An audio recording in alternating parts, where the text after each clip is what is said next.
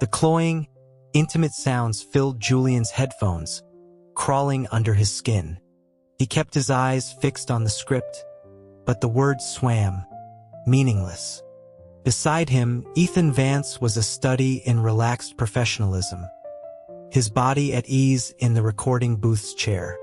His lips, parted slightly, emitted another soft, breathy moan that seemed to echo in the confined space, a sound designed for maximum effect. Julian felt a bead of sweat trickle down his temple. The director's instructions had been a devil's bargain, he now realized. Years in the voice acting industry, primarily for television dramas and action films, had never prepared him for this. His agent had pitched it as a change of pace, an audio drama for a popular streaming service. The director, Dave, had sealed the deal with a conspiratorial wink, pointing to the lead role designation. Alpha. A surge of misplaced confidence had made him agree. He hadn't known it was a dual lead production, recorded in the same booth. And he certainly hadn't known his partner would be Ethan Vance, the one person in their shared profession he actively disliked. Ethan, whose entire persona seemed crafted from playful provocation and an almost weaponized charm. A sharp, realistic cry from Ethan shattered his thoughts. It was far more than just acting. It was a performance of pure, unvarnished sound that felt dangerously authentic. Julian wondered if this was even legal to broadcast. Dave's voice crackled through the intercom, jolting him. He was told to give a reaction to stop daydreaming. Julian rubbed his face, the heat rising in his cheeks, and apologized, asking to start again. He felt Ethan's gaze on him.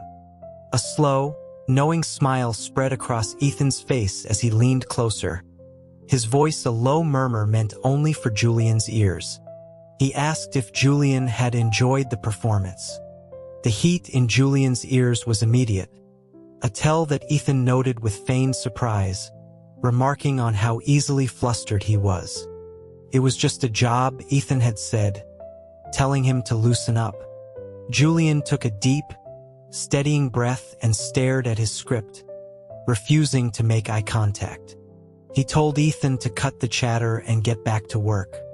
With a soft chuckle, Ethan settled back in his chair and delivered his final lines, his voice once again a silken, tantalizing whisper. Julian tried to match his energy, to give the scene what it needed, but Dave stopped them again. The director commented that Julian's breathing was off. Before Julian could process the critique, Ethan explained it for him. He pointed out that the lines were meant to be spoken during a physical act, so a steady, controlled breath was unnatural. He told Julian he needed to sound breathless. Then, with a devilish glint in his eye, Ethan suggested Julian try a few practice pants for him to critique. Julian's hands clenched into fists under the console. He took another deep breath. This was a professional setting. Assault was frowned upon. When the session from hell finally concluded, Julian felt as if he'd run a marathon. As he pulled off his headphones, he saw Ethan watching him with an expression of theatrical innocence. Ethan remarked on how intense Julian found the work, suggesting it wasn't even the most difficult part of the script. Julian ignored him, rising to get a bottle of water. The studio emptied out, leaving them alone in the quiet hum of the equipment. Ethan's teasing smile softened into something more genuine. He mused aloud how, after all these years, Julian was still so earnest, completely unchanged. Julian glanced down at him. Under the studio lights, Ethan's features were sharp and unfairly attractive. He looked away with a dismissive grunt, retorting that Ethan hadn't changed either. He'd known Ethan for the better part of a decade. They had broken into the industry the same year, even sharing a cramped, overpriced apartment in North Hollywood for 2 years to make ends meet. Back then, they were both scrambling for any work they could get. Commercials, background voices, even a disastrous stint for Julian as a singing waiter. They were rarely home at the same time, but Julian's one lasting impression of Ethan was a man who was as beautiful as he was infuriatingly slick. Ethan's voice was a signature, a bright, honeyed tenor that could cut through any crowd noise. Julian could always pick it out in a busy studio, usually followed by the sound of Ethan effortlessly charming the entire production crew. He had a gift for it, making everyone from grizzled sound engineers to young production assistants blush and laugh. That popularity opened doors, landing him auditions Julian never heard about. Ethan was the first of their cohort to make a name for himself. Julian had been scornful of his methods, believing talent and hard work were the only things that mattered. He'd never played the social game, yet he landed a lead role in a network television series first. In a moment of youthful pettiness, he'd casually mentioned it to Ethan, hoping to provoke a reaction. Instead, Ethan had beamed, congratulating him with genuine enthusiasm. He'd lamented not having a gift. Then, in a sudden burst of inspiration, thrown his arms around Julian's neck, offering a celebratory smooch of love and puckering his lips theatrically. Julian had recoiled, shoving him away as a hot blush consumed his face, stammering about Ethan being a pervert.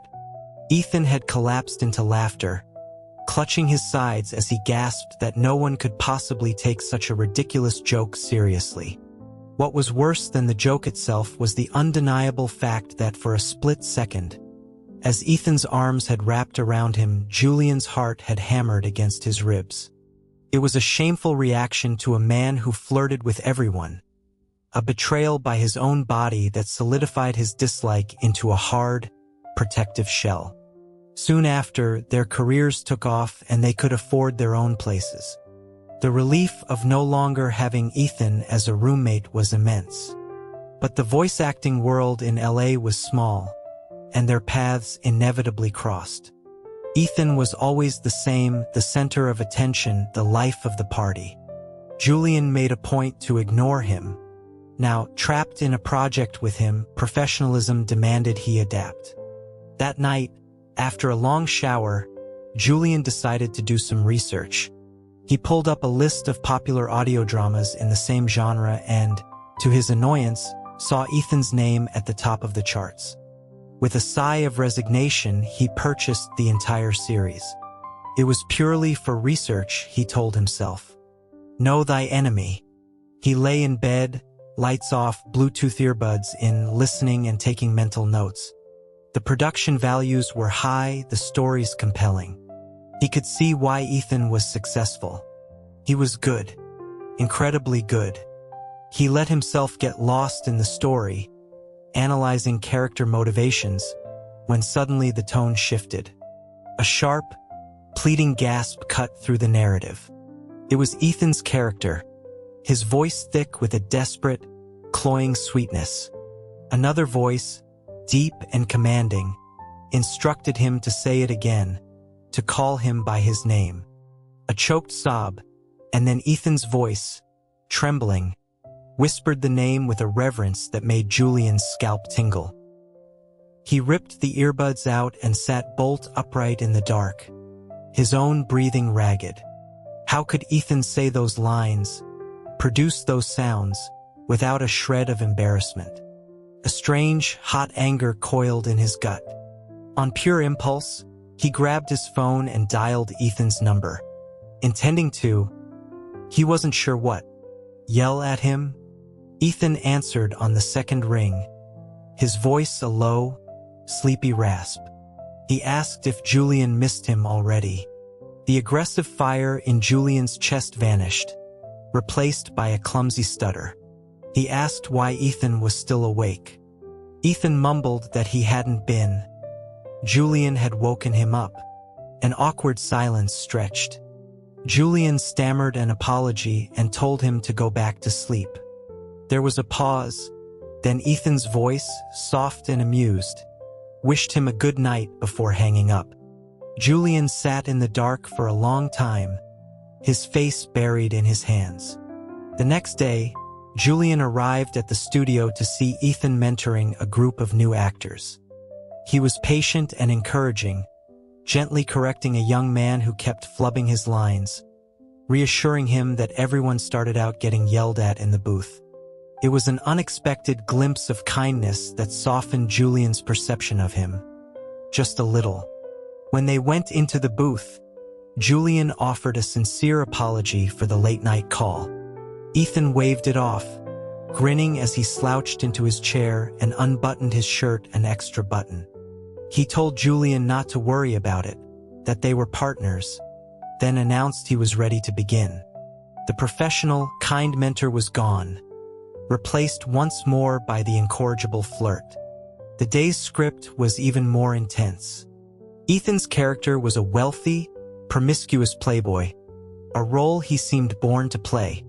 Julian found himself easily drawn into the scene, his character's lines a torrent of angry, possessive questions. He asked Ethan's character what he said to his other lovers, what words they used in moments like this. There was no line in response, only the sound of Ethan's character muffling a sob. Julian risked a glance. Ethan was leaning back, one hand draped over the chair, a stream of unnerving, intimate sounds issuing from his throat, yet his face was a mask of calm focus. His shirt collar had slipped, revealing a small, dark mole just above his collarbone. In the overheated room, the sight was unexpectedly provocative. Julian's palm began to sweat. He snapped his gaze back to the script, his own breathing becoming harsh. He delivered his final, brutal line, demanding to know what all the men who'd been in his character's bed had called him. A short, sharp cry of pain, and then Ethan's voice, shattered and trembling, delivered the line. "Daddy, they called me Daddy." The director called cut, praising the take. As Julian shakily reached for a tissue to wipe his forehead, Ethan leaned in close, his breath warm against Julian's ear, and asked if he was all right. A jolt went through Julian's body. He felt his muscles seize. Ethan's eyes widened as he followed Julian's gaze down, his playful teasing dying on his lips. With a strangled noise, Julian clamped his legs together and fled the room. In the bathroom, he splashed cold water on his face. Ethan followed him in, looking genuinely apologetic. He started to say he hadn't expected that kind of reaction.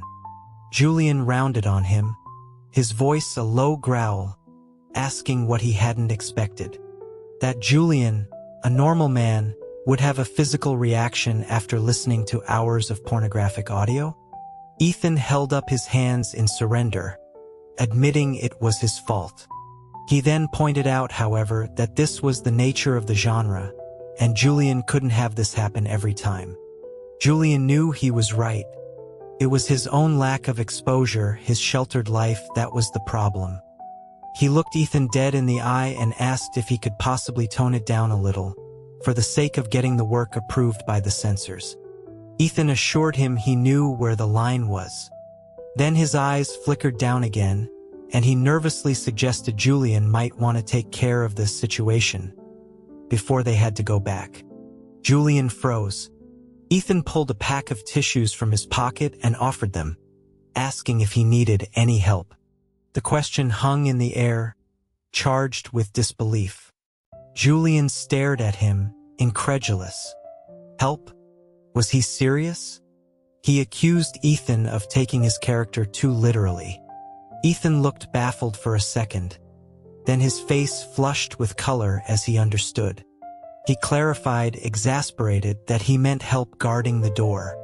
Julian's own face burned with humiliation. He muttered a thank you. Ethan propped the janitor's cleaning in progress sign outside the bathroom door and locked it. When Julian asked why he wasn't leaving, Ethan crossed his arms, leaned against the wall with a smirk, and told Julian to go right ahead. He hadn't used the restroom yet himself. He was clearly trying to call Julian's bluff, to watch him squirm. Fine. Julian snatched the tissues and strode into a stall, leaving the door open as he reached for his belt. But he couldn't do it. The bravado evaporated, and he sank onto the closed toilet lid in defeat, waiting for his body to betray him less. When he emerged, Ethan was still there, though he was now facing the wall, the back of his neck a deep red. He quipped without turning around that Julian must have been holding out for a while. Julian noted the false bravado and shot back that he practiced abstinence. At that, Ethan turned, one eyebrow raised, and asked if Julian didn't have a girlfriend. Julian's lips thinned. He had known since college that he wasn't attracted to women, but it was a truth he guarded fiercely. Telling Ethan would be handing him ammunition for a lifetime of teasing. Ethan pressed, noting that Julian was handsome and that he'd heard of several women who had crushes on him. He asked what type he was looking for. Annoyed, Julian turned the question back on him. For someone who flirted with anything that moved, Ethan had never been publicly linked with anyone. He suggested sarcastically that maybe Ethan was a love 'em and leave 'em kind of guy. Ethan actually laughed. He said that was the opposite of what he believed. Romance was something special, not to be wasted. He looked at Julian, a faint blush on his cheeks, and said softly that it should only be with someone you truly like. From his slightly taller vantage point, Julian could see the elegant curve of Ethan's eyes and the thick sweep of his lashes. His own throat felt tight. He asked what would happen if Ethan never found someone he liked. Ethan seemed to have never considered it. He shrugged, saying he supposed he just wouldn't date then. He could experience all the highs and lows of love through his scripts anyway. The memory of the audio drama, of Ethan's character calling another man daddy, surfaced, and a sour mood fell over Julian. He asked caustically if that was Ethan's idea of romantic experience, calling different men names in a recording booth. Ethan looked taken aback by the sudden venom. He reminded Julian it was just a script. And besides, he added, a sharp edge to his own voice, if Julian was so detached and professional, they wouldn't be having this conversation in the men's room in the first place. He asked who was really the one getting too invested. The jab hit its mark. Julian's fists clenched. He told Ethan it was a one-time thing and to never bring it up again. Ethan's smirk returned. He feigned being threatened, then purred that Julian was, after all, a few months younger than him. He should show some respect and call him by his name, maybe add a sir for good measure. Julian's eyes widened in horror. In your dreams, he snarled. Ethan just laughed and turned to leave. Julian grabbed his wrist, a desperate move. He took a deep breath and, through clenched teeth, forced out a single strained word, Ethan. Ethan beamed, patting his cheek as if he were a pet. That's a good boy, he said, and sauntered out. As Julian followed, he reminded Ethan that he hadn't even used the restroom. Ethan, without turning back, waved a dismissive hand and said he was just there to watch the show. To Julian's relief, Ethan kept his word. The secret was safe, and the teasing about his sexuality never came. The incident in the bathroom, however, seemed to have broken a dam. Their work in the studio became seamless. Julian, no longer fighting his own reactions, learned to anticipate Ethan's rhythms, to match his breathing, to blend his performance with Ethan's until they moved as one. Dave was impressed, joking that Julian must have found a new girlfriend to practice with. Julian calmly replied that it was merely professional dedication. After one particularly grueling session, Ethan leaned back, propping his chin on his hand, and studied Julian with an unreadable, smiling expression. He noted that Julian seemed to know exactly where he would pause for breath during the kissing scenes, matching him perfectly every time. Then he leaned in, pulling one of Julian's headphones away, and whispered that Julian must have been secretly studying his past work. The accusation, so unervingly accurate, sent a jolt of panic through Julian. He stammered that it wasn't secret. It was professional research. Ethan just laughed, draping an arm over his shoulder. The light, floral scent that always clung to him was suddenly overwhelming. He told Julian not to panic. He was just guessing. Then he added that next time Julian should just ask, and Professor Vance could give him a live demonstration. Their audio drama premiered to surprising success. The online forums were flooded with comments praising the chemistry between the two leads. One comment caught Julian's eye. A fan mentioned that Ethan had said in a live stream that he had personally recommended an old friend to the director for the co-starring role. The pieces clicked into place. This whole thing, the script, the awkward recording sessions, the teasing, it had all been orchestrated by Ethan. He had done it purely for his own amusement. On Christmas Eve, Dave invited the entire studio for a holiday party at a karaoke bar. Julian's first instinct was to refuse, but Ethan, seeing the hesitation on his face, called him out for being antisocial. Pricked by the challenge, Julian immediately accepted. It was a mistake. The bar was a loud, chaotic hell for an introvert. He tried to fade into a corner, but one of the sound engineers spotted him and, with the help of her friends, dragged him onto the stage, demanding a song. He stood frozen, microphone in hand, his eyes scanning the crowd for Ethan, a silent plea for rescue. Ethan, who was drinking with Dave, saw his panicked expression and laughed. But he did intervene. He told everyone to let Julian off the hook, that a performance should showcase one's strengths. Then his eyes gleamed mischievously. He announced that while Julian couldn't sing, he was an amazing dancer. The room erupted in cheers. Before Julian could protest, the entire studio was chanting for him to dance.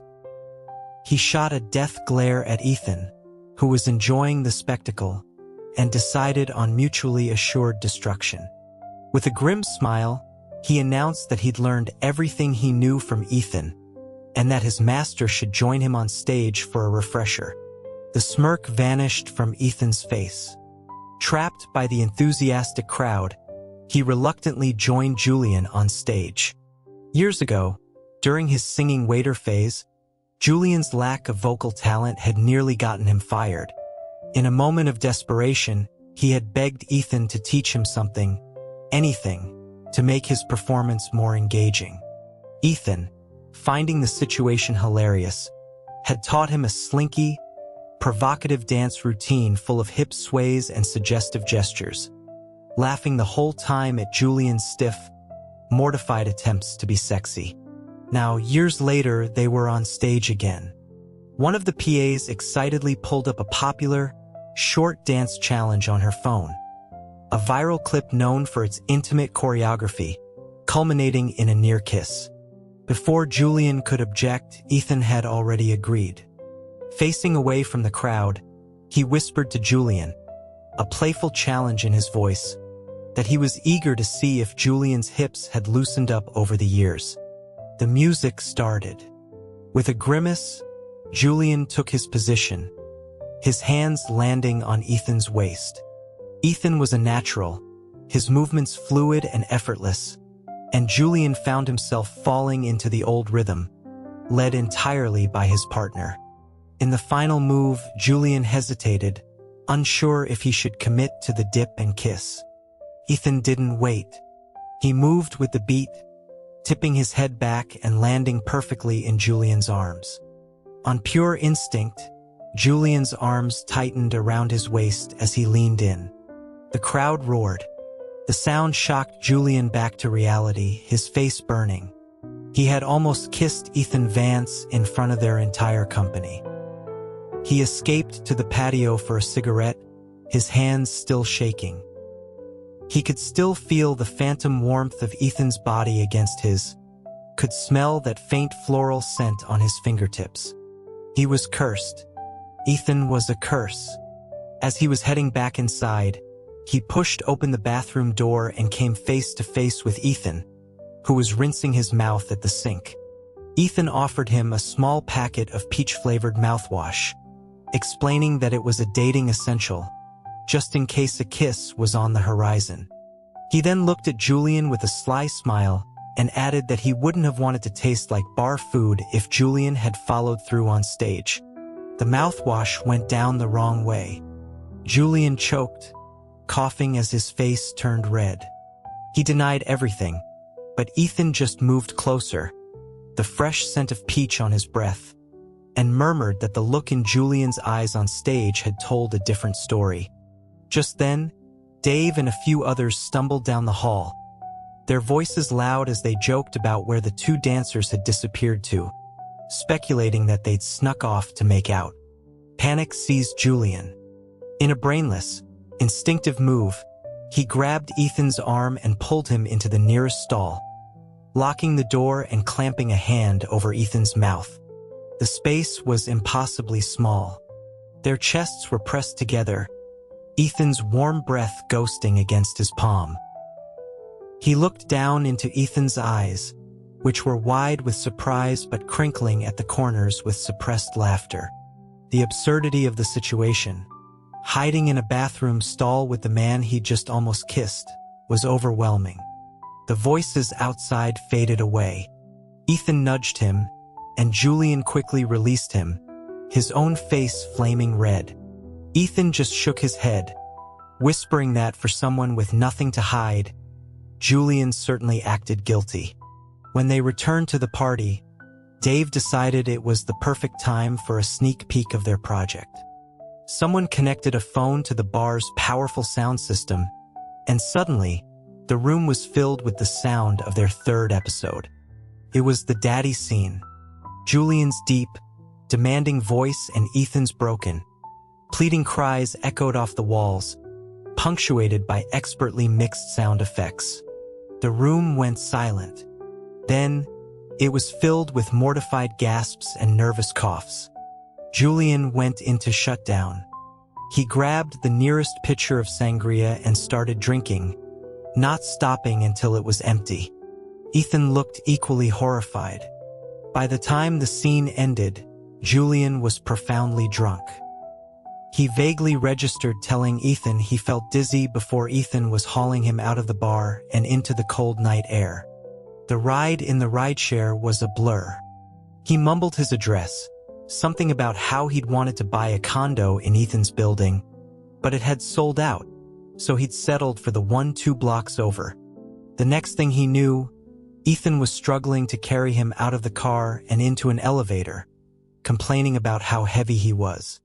He helped Julian into his apartment and dropped him onto the bed. Julian complained of being hot and thirsty. With a long-suffering sigh, Ethan brought him water and then, after Julian fumbled drunkenly with his clothes, got a damp towel to wipe the sweat from his skin. Clean and comfortable under the covers, Julian began to drift off. He heard Ethan mutter that he was staying the night since it was too late to get a car, followed by the sound of the shower running. The sound of the water stopped. Ethan emerged from the bathroom wrapped in one of Julian's towels. It was a familiar sight from their roommate days, but tonight it felt different. A sudden thirst seized Julian. Ethan was looking for a hairdryer, bending over to pull open a nightstand drawer, giving Julian an unobstructed view of his long legs and the curve of his back. An irrational anger flared in Julian. He opened his mouth to say something, anything, but was interrupted by the ringing of Ethan's phone. It was Dave. Ethan put him on speaker. The director was a perfectionist and wanted one last-minute change to a kissing scene. He asked if they could possibly record a quick patch. Ethan agreed.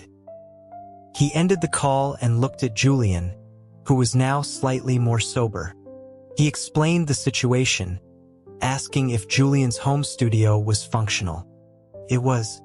Still shirtless, Julian found himself sitting in front of his own microphone, his head pounding. He was supposed to record the sound of a kiss, but his brain refused to cooperate. He made a few pathetic smacking sounds against the back of his hand. Ethan, looking exhausted and irritable, snapped at him.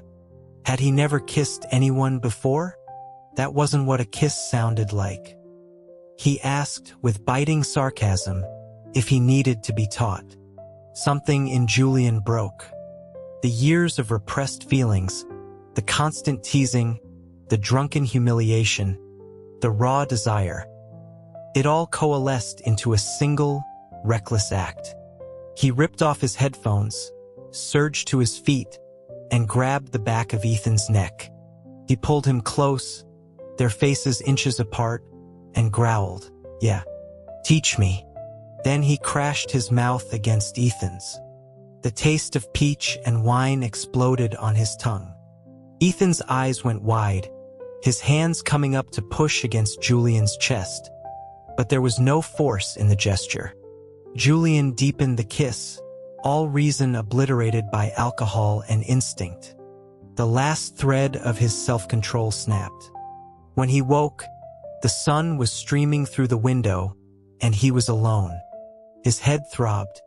He sat up, groaning, and saw that his recording software had been left running all night. With a sense of dread, he put on the headphones and pressed play. His own voice, rough and accusatory, filled his ears. He heard himself taunting Ethan, asking him if it was fun to lead him on, calling his bluff, telling him he was about to learn a lesson about playing with fire. Then there were other sounds that made him slam the laptop shut, his face pale with horror. He bought a peace offering, a box of Ethan's favorite pastries and some painkillers, and rushed to the studio, only to be told that Ethan had called in sick. A young man he vaguely recognized as Ethan's partner from the other audio drama was there, casually peeling an orange. He introduced himself as Ryan. Julian asked if he and Ethan were close. Ryan shook his head, saying Ethan was always too busy for them to record together. He mentioned that Ethan had sounded terrible on the phone that morning, his voice completely raw. Julian's heart sank. After a solo recording session, he drove to Ethan's building, picking up soup on the way. He remembered the apartment number. For some strange reason, it had become the PIN for his bank card years ago. He rang the bell, but there was no answer. Worried, he called Ethan's phone. A custom ringtone, a sad, romantic ballad, started playing from the direction of the elevators.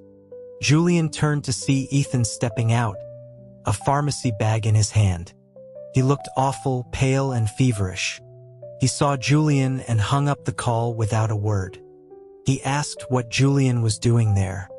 Julian held up the soup with a weak smile, calling it a delivery.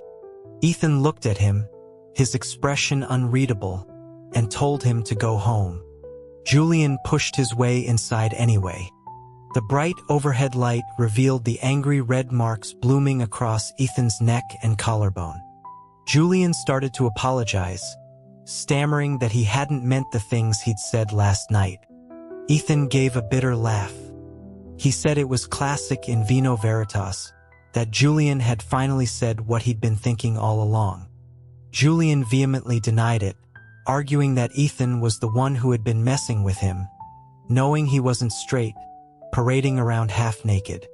It was entrapment. He asked how any man could be expected to resist that. The soup container hit the coffee table with a thud. "You think I was messing with you?" Ethan's voice was dangerously quiet. "You think I have nothing better to do with my time than to play games with you?" He looked up, his eyes suddenly bright with unshed tears. "Why do you think I had Dave hire you for this? Why do you think everyone in the world is my friend except you? Julian, have I ever been anything but good to you? Was I not obvious enough? Were my signals not clear enough? Why are you so damn dense?" Julian stared, stunned into silence as Ethan finally broke. The confident flirt was gone, replaced by someone raw and vulnerable. "Because I like you, you idiot," he whispered, his voice cracking. I've liked you since we lived in that crappy apartment in NoHo. Why couldn't you just like me back? The world tilted on its axis. Julian processed the words, the years of confusing interactions suddenly snapping into focus. He mumbled that Ethan had always acted so straight, always surrounded by women. Ethan shot back that Julian, who blushed whenever a woman so much as spoke to him, was the one who seemed unequivocally straight. If he had known sooner, he said, his voice dropping to a pained whisper, he would have made a real move ages ago. Julian looked at the man before him, his eyes red-rimmed and wet, a single tear tracing a path down his cheek. He had been so blind. All this time, he had mistaken genuine affection for mockery. He reached out, his hand wrapping gently around Ethan's waist, and pulled him into a hug. He buried his face in the crook of Ethan's neck, inhaling the soft, familiar scent that was uniquely his. Ethan, he murmured against his skin, I like you so much right now. Please give me a chance. Ethan was silent for a long moment. Then he pulled back, his hands coming up to cup Julian's face. His lips were still swollen from the night before. He touched his nose to Julian's, his voice a soft, tremulous whisper. The kissing lesson isn't over yet, he said. Let me teach you properly this time.